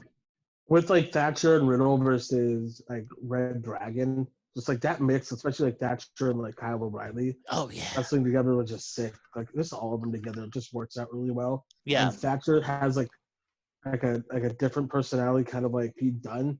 So, yeah, Matt Riddle's like fucking like bro high goofiness just plays like together really well. He's just like, what is this shit? Yeah, that's fun. And then the show ended with Tommaso Ciampa getting attacked by a crocodile. Well, Tommaso Ciampa giving a really good. I mean, what a surprise! No, I mean he did a fucking amazing promo, good stuff from Tommaso, and then he's jumped. He's jumped at the end of the show by not Killer Cross, but Karrion Cross. And Scarlett Bordeaux, if that's going to be her name. Whenever, I mean, to be completely, and I don't know if this is what they were going for. It's going to be Devin Boudreaux. It's just the thing. It's like, oh, if your name is Karrion Cross, if your name's Karrion Cross, all I'm thinking about is fucking Jesus Christ carrying that motherfucker, dude. Carrying that thing. He'll make you forget. Cross is really good. I'm excited. Like the whole crocodile gimmick, I get it. I didn't get it until I finally saw him like sound like a wild animal. Now I get it. And look like a crocodile man. Sometimes you just look like an animal, and that has to become your identity. Yeah. There it is. Yeah. So I am going to go down the list for SmackDown and just interrupt me if you want me to. If we want to talk about it, or let's just talk about it naturally. Whatever. No. Talk about what you want to talk about. Your thing was right. The only thing I want to talk about is the Sonya Deville promo because that was the best fucking thing that happened on SmackDown, 100%. Yeah. That's one of those ones that you get. You get. I feel like you get that. You get a promo like that, you know, if you're lucky once or twice in your career. I feel like she fucking killed it, dude. Mm-hmm. That might be an exaggeration. I was just so high on it. I love it. I don't think it's an exaggeration. Like, especially where she's been as a character. Like, her character has been Mandy's friend this whole time. Who put her hair up in square. Layers to that onion, you know, it gives her more depth instead of just like a very flat two-dimensional character. Well, and she played it off so well, like you know, coming into this whole crying, like, please, just let me explain. And it's like, all right, here's more of this. She fed into the M train over here. Yeah, she fed into like the anxieties that like at least I had, and I've heard a lot of other people have about where this angle was going, where it's gonna be like, oh, I'm in love with you, Mandy. Like there's gonna be that bullshit. And she swerved into that, like, and said like she like, you know, made us all think that's where she's kind of gonna go, and then like did not. Yeah, and I think that right now, especially, I don't think WWE would do a good job of doing that angle. So I'm glad they're not going with it. Well, and that's what's scary. It would be bad. That's what's scary. I'm guessing this was the last time the person who was writing that angle wrote that angle. They probably would have rewrote it like 30 times before that. Yeah. And like, here's the thing is that I don't think you can write that angle well because I don't think it's a good angle. I think because like Sonya would be the Yeah. heel. Mm-hmm. Right. Yeah, right. Sonya would be the heel, and it like, you just can't like. It's so played. It's so like tropey, like super queerphobic garbage. Like that whole idea, and like it doesn't work. Right. Yeah. And it's just so, and it on top of it, it's so hack. It's just such a hacky fucking like I don't know. It's disrespectful to the wrestlers, and it's disrespectful to an audience to be like, oh, okay, cool. The whole I'm in love with my best friend, we're two women thing. It's like, yeah, it's just. I'm glad that they understood, or that there was some understanding somewhere that it wasn't gonna just like that would have gone over like a wet fart. Yeah. And I like the way they're going with it as well. More so like, everybody just thought of me as like your friend, and for 5 years I'm the one that was worked harder. You were handed everything. Yeah. And it's like the one time we could have, as like a fucking partner, like went and done something cool, like got the tag titles. You gotta do like we're friends, Yeah. So it plays more into like just like a two people who are friends like type of scenario, which a lot more people can relate to. Yeah. And they're not gonna fuck up as hard because they're like Zach said, it's like very like tropey. It's like that's like something you'd see like on a shitty sitcom, and it's dumb, and it would go in a very bad direction. So instead, having a valid reason, you can prove the valid reason, but when you go about it in the wrong way, that's a great heel, and it's a great storyline for a bad guy. So, and it's like going in Raw has a thing that they always say, like heels that make good points, like, and that's kind of been like a like thing, especially the last couple of years. Like the best heels are kind of heels that make good points right now. Bryan, are doing Sami it for the wrong Zayn. reasons. even like Seth Rollins right now is a great example. It's like, hey, I'm carrying this show on my back. Why don't you guys like me? I have to make sure everybody's going with me. It's like for the WWE, and just going about it in a shitty way. Yeah, and like Sonya's making solid points, and there are points that like play off like things I actually like agree with. Like I remember like when Sonya and Mandy came up at first, I remember like Elimination Chamber a couple years ago, like the first women's Elimination Chamber. It was like Sonya put in a really good effort, and it was like a new level for her. And then Mandy got the push after that paper. Totally. Yeah, absolutely. And so like it plays off like I think Mandy's is really good at character stuff lately, and is like pretty okay in the ring. Right. Like she has a really good V trigger, and she plays her part in short matches well. But like Sonya has gotten really good, I think. And I feel like that's something that even like just given the progression of their story together too is like we've talked a lot on this show of like how much Mandy has gotten better over the last couple years, but Sonya never comes up into a focal point of any of these storylines that he would even really get to talk about it like that. And so for her to be like, no, I'm done playing second fiddle, baby. I'm number one fiddle. I'm fiddle number one. It's like I'm first chair. I'm ready for that. Fiddle. And hold on a second. Are there two women's storylines happening at the same time? Don't jinx it. It's amazing what happens when there's no one at work. Kind of three as well. Oh. Four. So like what this is Tamina versus Sasha Banks. Naomi Sasha Banks, versus then you Dana Brooke. Add in Bailey and Lacey Evans. That's kind of intertwined into that, but also like there's going to be two separate matches I think that come out of that. Also, you're going to have Dana Brooke and Carmella going for the tag titles, but also then the women's Money in the Bank. Yeah. And then you have this one. So there's like a lot of different things going on, which again, I think with what's going on with everything and who's kind of showing up to like the tapings, like this is really giving people like Dana Brooke who fucking won. Yeah. Like time to shine. But all right, then go see what you can do. Like exactly.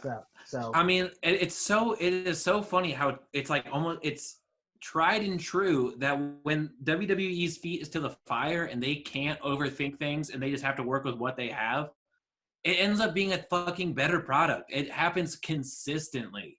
Mm-hmm. And so when it's especially like, because you're only gonna have like a finite amount of people that show up every week. Like let's just say exactly, you have these 20 people that like have said they're gonna work through this. Well, fuck, we gotta just keep using them. exactly. So inevitably, you're working yourself into a shoot, brother. You're getting yourself a fucking nice little push ski. But and good goddamn Lord, I can't wait for this Money in the Bank. I think it's gonna Money in the Bank. I don't know. Die Hard. I don't know how we haven't mentioned. Oh this yeah. yet. I figure in. that's the main event segment of our podcast. Yeah. Because oh my god, I can't wait for that. Die Hard in the bank. But even more so, the Raid or Dread. Yeah. You have to climb from the bottom to the top. MITVX Die Hard. Dude, what? And then the fucking briefcase is gonna be on the roof. Give me a fucking break. How cool is this? I hope there's a helicopter holding it up. Better be, dude. Waste that gas. I don't give a shit. Hire a pilot. Fucking helicopter pilots are having a hard time these days. Fucking give some of them some money. Yeah, FBI agents Johnson & Johnson in there. Oh, yeah. Dude, yeah. Bring fucking Alan Rickman back from the DEAD, dude. I think get Undertaker on that. Yeah, dude. He's got the powers. Well, it's gonna be either. It's gonna be interesting to say the least. I was gonna say all I hope is that it's not forgettable. Good or no matter what, good or bad. I hope it's not one that we're like. I hope it's not just a fucking letdown.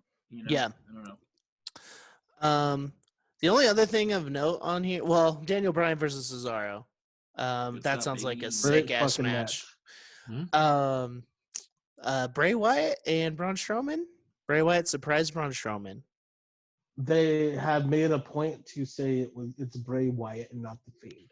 Oh, okay. And they call him the Black Sheep, Braun Strowman. Ooh, which is kind of cool. Call me the Black Sheep because I used to wear a mask. And somehow I was even worse at wrestling than Rowan. You know, call me whatever. Call me whatever you want. Just don't call me late for dinner.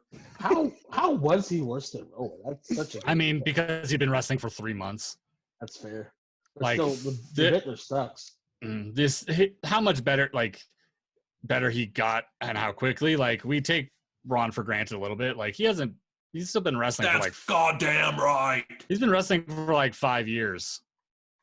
That's true, man. Jesus. Brock Lesnar definitely didn't like him though. That's true. All right. Oh my God. Hit me in it hurt. Yeah, let's move on to Raw.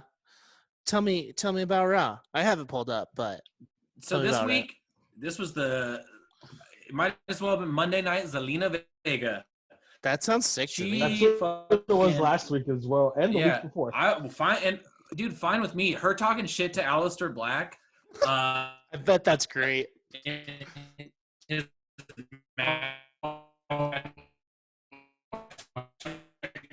God. See that Austin Theory's just trying to have a good match and you're not letting him. Yeah. Yeah. And then it was so funny because I could tell that on commentary she wasn't gonna run him down like, oh, he's nothing, he's a pile of shit. She didn't do anything like that.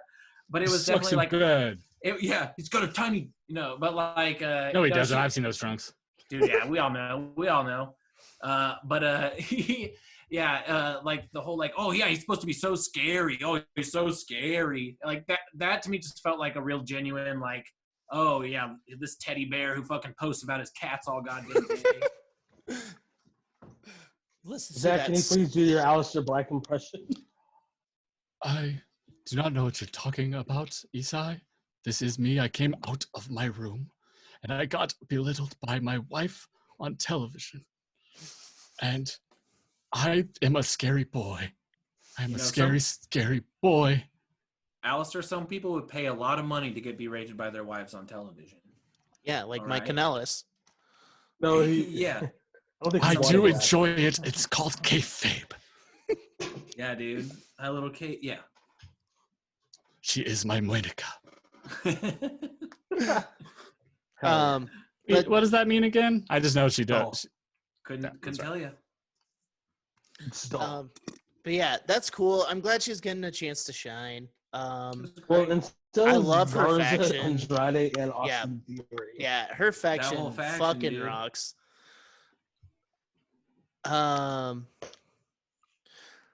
Yeah. So Drew challenged Seth Rollins. Oh, and everybody that I see, yeah. So everybody that I see complaining that it's like Andrade stole this from Naito, like he started it, he was there first. There's a reason why there's the De Japón modifier. Yeah. Los Ingobernables. Like, I'm a 4-year-old wrestling fan, and I know that. Oh, you're just a little boy. I just a baby. I'm gonna start preschool soon. Yeah. What do you think? What do you think? Who are you, Austin Theory? What do you think Braun sounded like as a baby? Kind of like this. Hey, Mom, can I please have another Capri Sun? I don't think that's it at all. Hey, Mom. Wait, let me hang on. Hey, Mom. John Laurinaitis. Hey, Mom. Hey. Have a graham cracker. Hey, Mom. Could you pick me up from school? And could we stop by the video rental store after school so I could watch the new fuck, I don't know how old he is. How old? Mom. Oh, hold next, on. I like it. Thank you. Thank you for going. How old is he? Oh, that's not what I'm looking up. I got something so much better. Mom, can we go to the store and rent Austin Powers? The first one that just came out. That's what he sounded like. Okay. Is this a picture of him as a baby? Oh. That's the smile. Oh my God. That's the boy among. That's a monster boy among. What? No, you got it. You got it. Honestly, that's a cute little family. What I'm trying to discern is how tall are his parents and how tall is he? Because like ratio wise, he looks like a small boy, but he could be like 4 or 5 feet tall right there. Sure. I mean, his dad is the same height. Like he and his dad are like the same. Huge. Yeah, he could be like a 5 foot tall little baby boy right there. Yeah. Let's talk about Ricochet and Cedric versus Brendan Shane Thorne. Vink and Shane. Yeah. And Brendan Vink. Yeah. Who's that? The former Elliot Sexton. Oh. Doesn't help. Team Australia versus said Ricochet. Okay. Shane Thorne's really good. He also seems like kind of a scuzz in his character, and also like a little in real life seems like a little real. So, but no, it's cool. He's got a bad name. Not as bad as or boring as his former partners Nick and Miller. Yeah. Yeah. I laughed every single time I heard Nick Miller's name because of the new girl. Yeah, and then also he just still had the MN because his shoot name is Mikey Nichols, and so. But no, it was cool. They're giving Cedric Ricochet a push, and they've been winning, except for against the Viking Raiders, but they put up a fight, and so it's cool. I'm for them. The Viking Raiders did carpool karaoke. What the fuck? It was With so a turkey bad. leg. What song did they sing? They sang it's the diarrhea song. Excuse me. What are we talking about right now? Did they with James Corden? Was James there? No, just a turkey leg. Just a turkey leg, but it was the exact same tune as the diarrhea song. What's the from like a little kid? Like I don't even remember the lyrics. Going to when you're sliding into third and you feel a big wet turd, diarrhea. But they said Viking Raiders. Oh, I see. Gotcha. I like that song, dude. That song's fun as hell. That's bad. When you're climbing up a ladder and you feel your pants splatter, diarrhea. I remember that song, dude. Oh, I'm Matt. What is the diarrhea song? I don't know what that song is. Oh, and then man. you know every word. Oh, when I you're know hanging all with your them, bud man. and you feel that nice butt mud, diarrhea. Did we hear Bruce sing it maybe? Oh, no. When you're climbing up a ladder and you feel a great big splatter, diarrhea.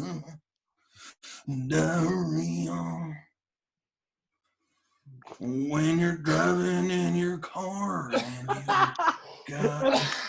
That is great. I don't know, dude. Honestly, I'm trying to ad lib those bad boys. I can't think of those at the same time. That's a baby little broad.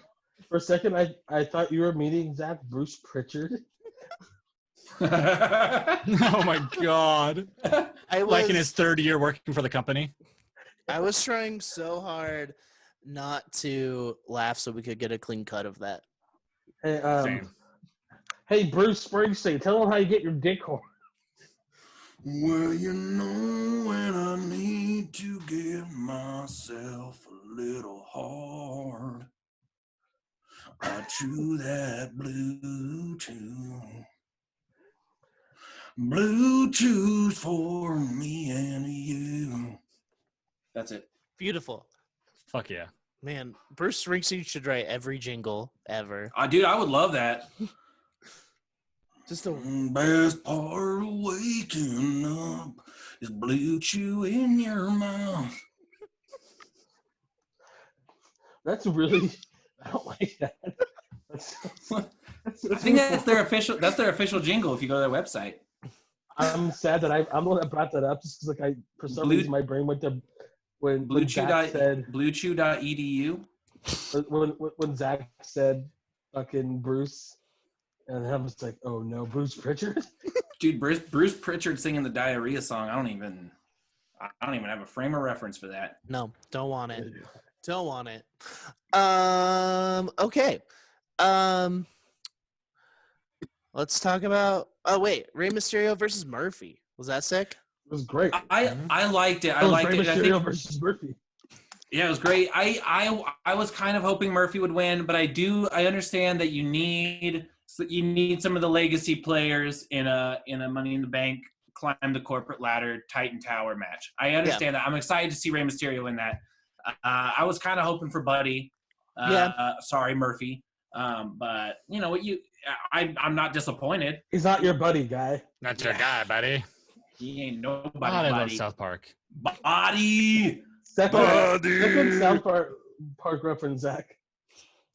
Hell yeah. Stoked on it, dude. Okay, let's talk Blame about. What if you count Matt Stone?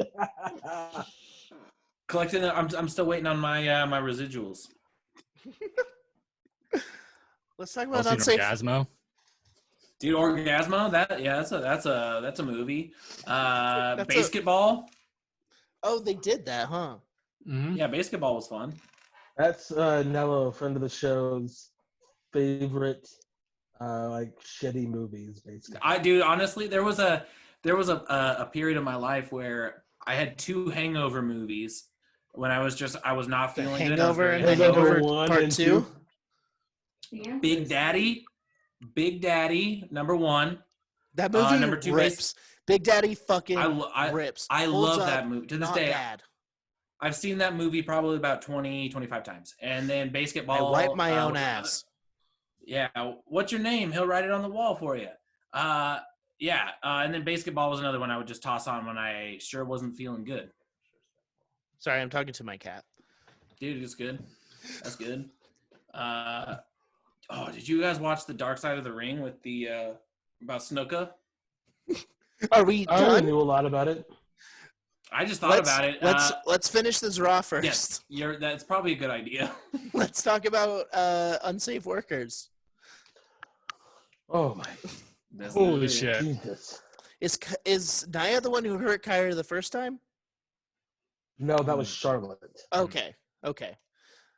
Oh yeah, that fuck. Okay. I just saw her throwing her. Why would you think that's a good idea? Well, why? Honestly, from the get-go, I think having Kyrie versus Nia was not a good idea. If you wanted to have, unless Kyrie was gonna win, then it's a good idea. It's still not a good idea because then it doesn't accomplish it. It just unless you're literally firing Nia. Yeah, that's the only reason she was in that match was to look small and get tossed around. You could get Caden Carter, dude, could have a match with, with another smaller person. She was already on the show. Or any other jobber, just anybody. You don't got to do that to Kyrie. You don't, and it doesn't make Nia look good. that's a bit of a bummer. Yeah, I mean, it shows that I think that the thinking is we got to put an experienced worker, like a good hand, that's also a small person in this, and they have limited resources right now. And Kyrie, unfortunately, they see as the second member of a tag team. She's the Marty to Vince. She's the Marty Jannetty. Yeah, she's the Marty in that situation. Yeah. Has anything come out? Is Kyrie okay? She's fine, but just like it's just like a shitty thing. Yeah. And then Nia Jax kind of like defending it on Twitter. Yeah, I don't care if it's in character. It just seems shitty. It sucks. Especially fucking Kyrie was in Jade Triad gear from Lucha Underground, and it was sick. Yeah. Well, that rocks. Yeah. That sucks. Yeah. They shouldn't have done that, and I understand the reason. I understand having Nia in the Money in the Bank match. I don't even think that's a bad idea. You have a big imposing figure to sort of shake things up in the match. Cool, I get it. I totally get it. But you do not need to sacrifice Kairi Sane, like literally or fucking professionally to Nia in this situation at all. And it's Black Lotus Triad. My bad. Jade Triad is from something else. I think Rush Hour 2. Yeah. I was like, it sounds familiar. You're right. Yeah. Okay, now let's talk about Snuka. It was just just fucking sad. Did you guys watch it? It's sad. Arrested Development. Sorry, Jade Triad's from Arrested Development. Okay, yeah. But on the topic of Raw, I thought it was really funny that, and I was a little bit like, why did they have to have an athletic, competitive match between MVP and Apollo? But I'm glad that Apollo fucking grabbed that win, baby. I feel like he's definitely one of those people who's also benefiting from just showing up to work, Yeah, it looks like they're kind of doing shit with him, so I'm kind of excited about it. I'm ready for that. He is so athletic. Oh my god, he's really fucking good. And then what was the other qualifier? Ray went on, Apollo went on, and then Alistair went on. So yeah, we covered those. Yeah, and then Andrade and Tozawa was just a match, and it was really good. Yeah, and then Drew took out Angel Garza. It was a good time. Yeah, sick. Sick. Haha, sick. Dark Side of the Ring. Watch it if you feel like it. Just watch it if you feel like it. It's a story that we've talked about a bit before, but it's definitely like a bunch of shit I did not know. Yeah. Surrounding the Snuka stuff, and also some of that shady.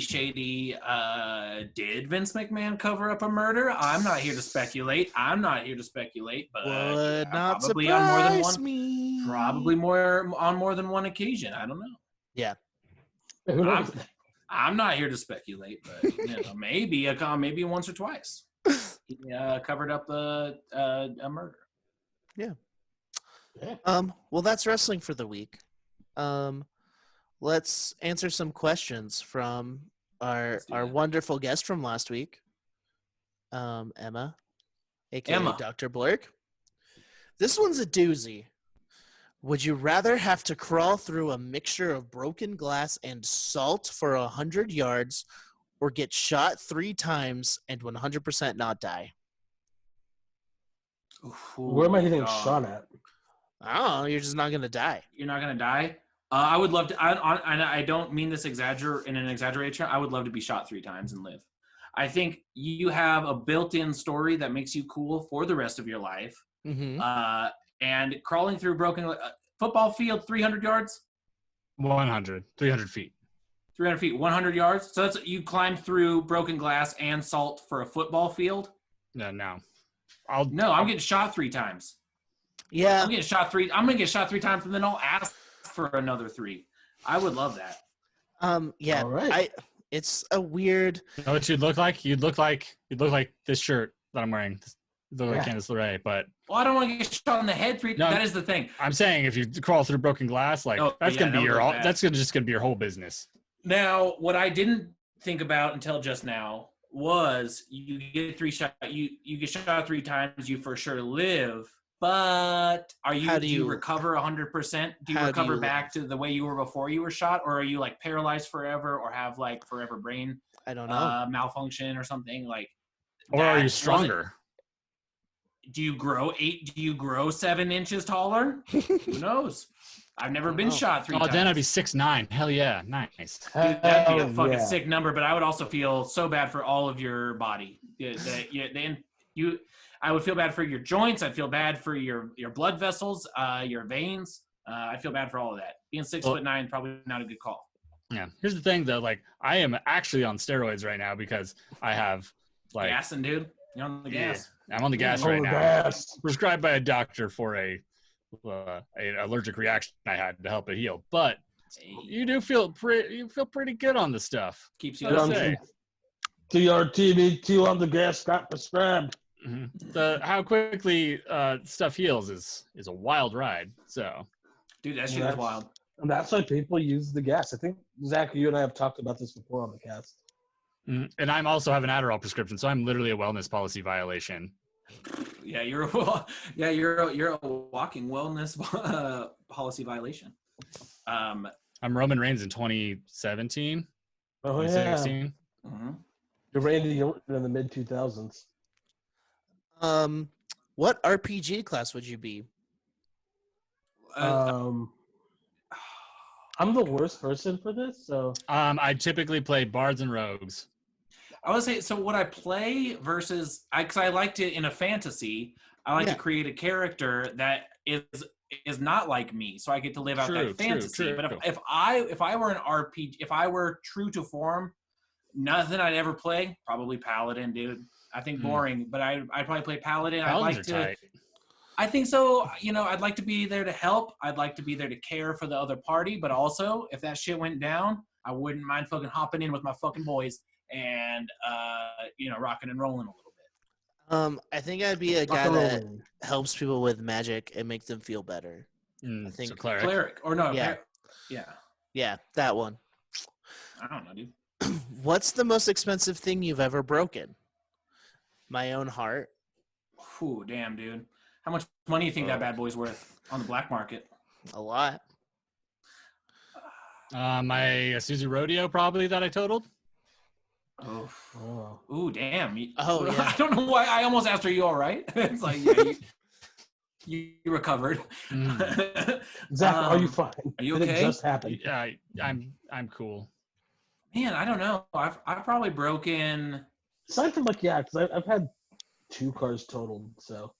Yeah. Mine was more than likely in some sort of realm of like music equipment that I didn't know how to properly care for or just didn't care for properly. Like I specifically remember a snare drum that I had acquired and just didn't it was before I cared about gear or anything at all. And I looked it up later and it was probably like a $700 snare drum. And I think I just left it out in the rain for like 3 days. Jesus. I just didn't know. And I didn't care. I didn't care at the time, because I was just like, I didn't think about it.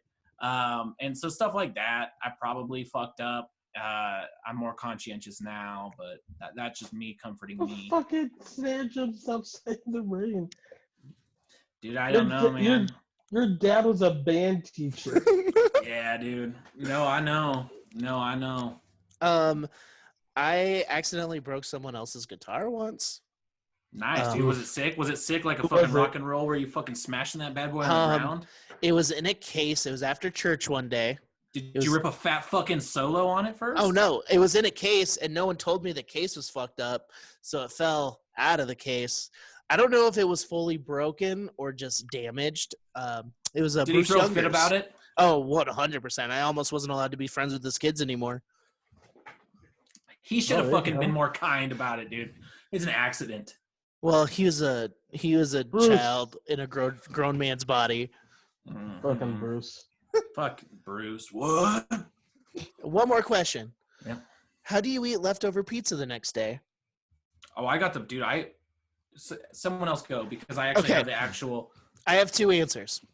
I have many answers. If it is, this is very specific. If it is flying pie, Samoan pizza, I eat that as cold as possible. It is, when I was a kid, we would leave pizza outside when we got it, and it was almost frozen, and like it was like outside of the house. Yeah, in the rain with Matt Snare. Yeah. You set it on a $700 snare drum and just get it fucking trinkled on, dude. Yeah, no, it's like we use the outside as our refrigeration sometimes. Dude, I fucking get that. Use what God gave you. Yeah, and cold, like super God, super super refrigeration cold unit. Hawaiian pizza is my favorite breakfast, but specifically from Flying Pie. The other way I do it is I just warm up the oven, put on a little foil, cover it up a little bit, and bake it. So yeah, go. okay. Mine is Idaho Pizza Company and Mhm. Papa Murphy's. Those are my two faves. Thin crust. Those are cold. Domino's pizza, like the chains. I have a toaster oven. Pop those in there for a little bit. They Yeah. get crispy real quick. Mm-hmm. And then if getting something weird, it all just depends on like which one it is. It does depend on the za. Mm-hmm. Because like some of them I'd rather microwave if they have a thicker crust, because sometimes the bottom gets a little too hard if I put it in the toaster oven. I don't know. I try to play it by ear. But Papa Murphy's and Idaho Pizza Company, I love them cold. Yeah, I'm just basically whatever I'm feeling in the moment. Like oven, if I actually want it to be good, but usually just microwave because I don't care enough. But Yeah. I agree about if it's Hawaiian, if it has pineapple on it, it's definitely cold because there's just no good way to reheat that and have it be good a second time. Yeah, I feel like with the pineapple will just get like even like wetter. It does. Hot wet pineapple is not something that you're Wet hot usually American fucking- pineapple. Yeah, you're not usually coming after that. Yeah, I just thought of this now though. Next time I'm gonna just pick the pineapple off, heat the pizza, throw the cold on there, cold pineapple back on. Nice. That's a good treat. That's So in the 8 years combined that I have worked in the world of pizza, I have found two things, and the only two ways I'll ever do it. One is cold, because sometimes it's cold. Like you said, a Hawaiian, something with pineapple, it's just better to do it cold. The other way is you fucking toss that broiler on. You go to the oven, you put it on broil, you let it heat up for a couple of minutes, you throw it in there for a minute and a half, 2 minutes. You get the cheese starts to bubble and gets a little fucking brown on it. You pull that bad boy out. It is just like it came out the first time. I learned another trick.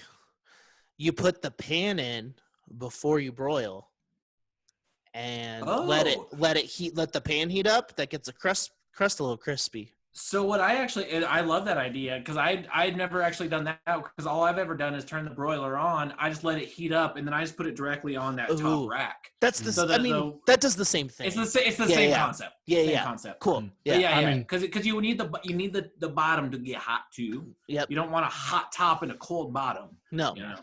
We all know Matt's real answer though is just straight out of the trash. Yeah. Just Well, if you're I'm not trying to put anyone on blast. JD over at Whole Foods trying to get me fired for eating trash pizza. Sometimes you know what they say about pizza. It just like sex, It's even when it's bad, it's not that bad.